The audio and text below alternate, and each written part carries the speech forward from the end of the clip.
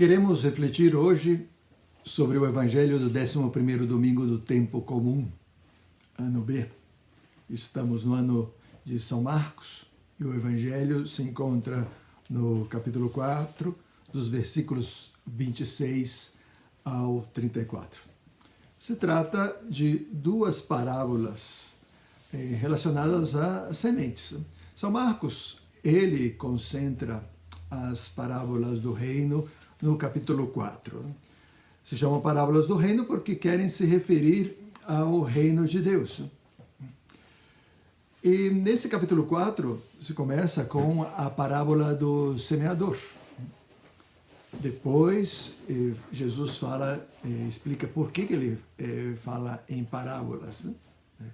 Que nem sempre é o motivo pelo qual nós pensamos, né?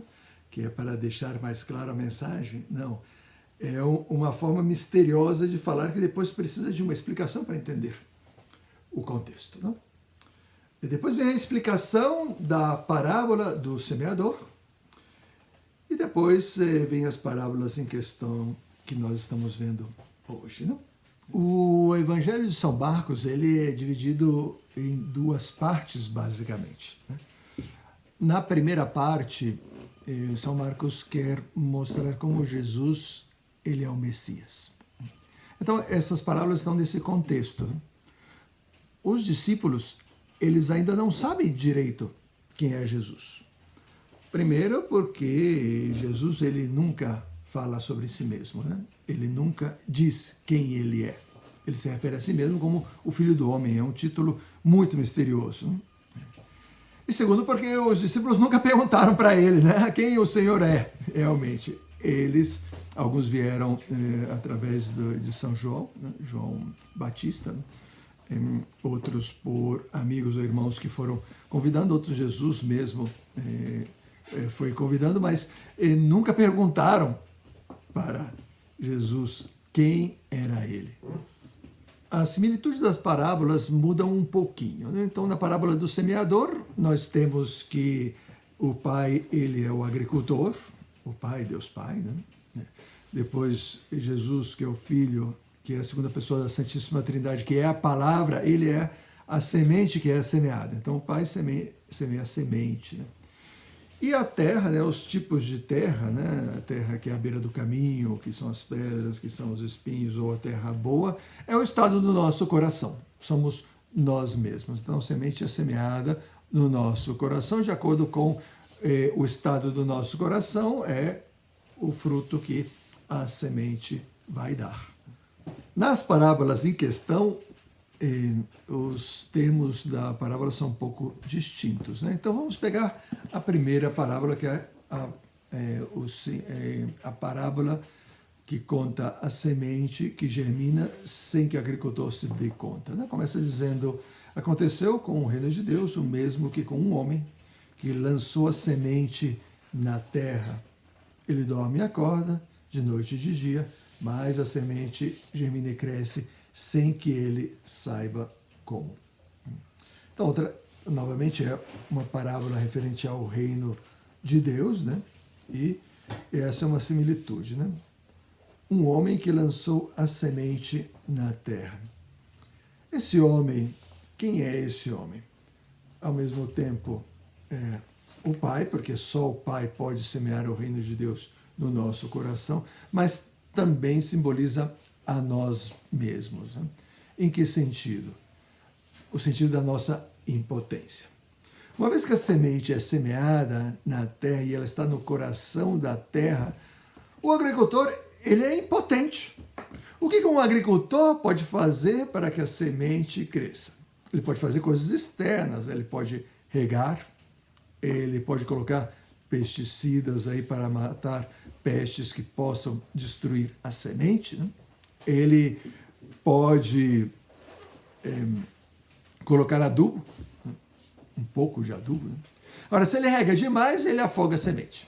Se ele coloca muito pesticida, ele contamina a semente. Se ele coloca muito adubo, ele queima a semente. E uma vez que sai o talinho, né, se ele fica puxando para que ela cresça mais rápido, ele mata a semente. Ou seja, no essencial da planta, o agricultor não pode fazer nada. Essa é a similitude dessa parábola. Com isso, Jesus está querendo falar sobre o desenvolvimento do reino. Que esse reino que é semeado no nosso coração, ele se desenvolve por conta própria. E vai crescendo, e vai se desenvolvendo. Não adianta você ficar estressado, ansioso, correr atrás. Não. Esse reino vai se desenvolver no nosso coração. Na prática, né? O que será que Jesus está falando? Né?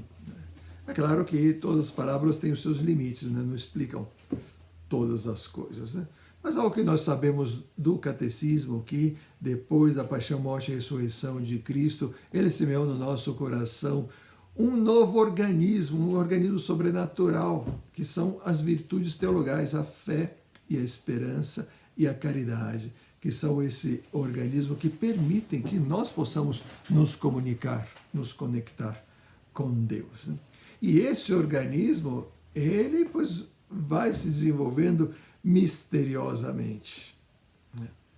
Misteriosamente ele cresce no nosso coração, ainda que nós não conseguimos perceber nada com os nossos sentimentos, com o nosso intelecto, com a nossa vontade. Já a parábola do grão de mostarda diz o seguinte, e dizia, com que compararemos o reino de Deus, ou com que parábolas o apresentaremos? É como um grão de mostarda. Vocês já viram um grão de mostarda? É pequeníssimo.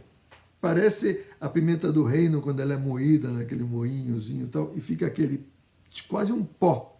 Pois um grão de mostarda é daquele tamanho. Então, é um grão muito pequeno, insignificante.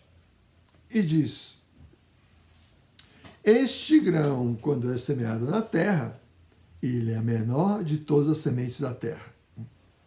Mas, quando é semeado, cresce e se torna a maior de todas as hortaliças e deita grandes ramos a tal ponto que as aves do céu se abrigam à sua sombra. Jesus faz uma contraposição, apresenta um grão que é insignificante, que é mínimo, que é o menor das sementes, mas que, uma vez que cresce, se transforma na maior das hortaliças, de tal maneira que as aves até podem fazer ninhos nos seus ramos. Então ele quer comparar o reino de Deus com isso. O reino de Deus, quando surge, ele é a menor das realidades, é insignificante. Ele não é perceptível. Mas quando ele cresce, ele se torna a maior de todas as realidades. E o que será que é a maior? O que significa ser a maior de todas as realidades?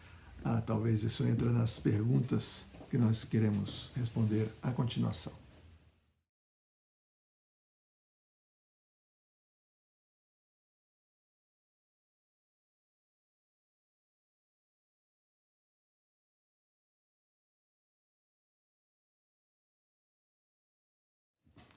O que faz com que o reino se desenvolva no meu coração? Pois devemos perguntar o que faz com que a semente se desenvolva no coração da terra? O próprio poder interno dela. A semente já tem nela o potencial para se desenvolver, ela só precisa da água e do calor e os nutrientes da terra. A mesma coisa se dá com o reino no meu coração. Ele já tem em si mesmo todos os elementos para se desenvolver. O reino que é em semente, ele potencialmente é já o reino desenvolvido. Então, ele vai crescer, vai se desenvolver se eu não coloco obstáculos para ele. Né? E o que significa as etapas de desenvolvimento da semente, que é o reino, né? A parábola diz o seguinte, né? A terra por si mesma produz fruto, primeiro a erva, depois a espiga e por fim a espiga cheia de grãos.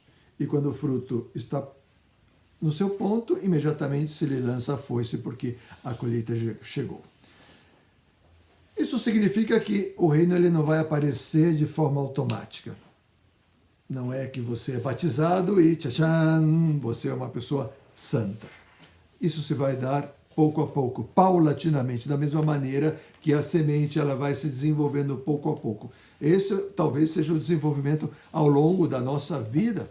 Nós nunca podemos dizer que já alcançamos o nível máximo da santidade. O reino não vai estar no nível máximo, no seu nível máximo do nosso coração, até que chega o momento de partir para a eternidade, que é quando se lhe lança a foice, porque a colheita chegou.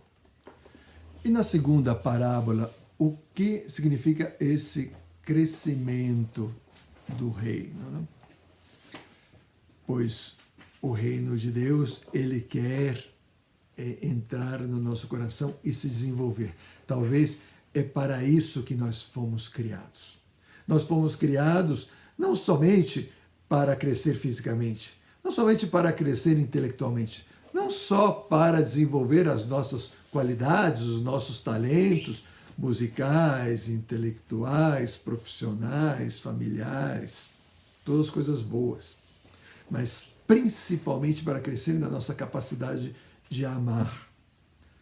Deus é amor, e se ele é semeado no nosso coração, ele quer se desenvolver.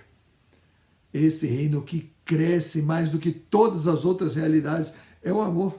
É aquilo que vale mais do que qualquer outra realidade do ser humano. Qualquer título, qualquer contra-cheque, qualquer conta de banco, qualquer prêmio que nós possamos receber. A maior realidade do ser humano é o reino, que é o amor, que é o próprio Deus se desenvolvendo no nosso coração.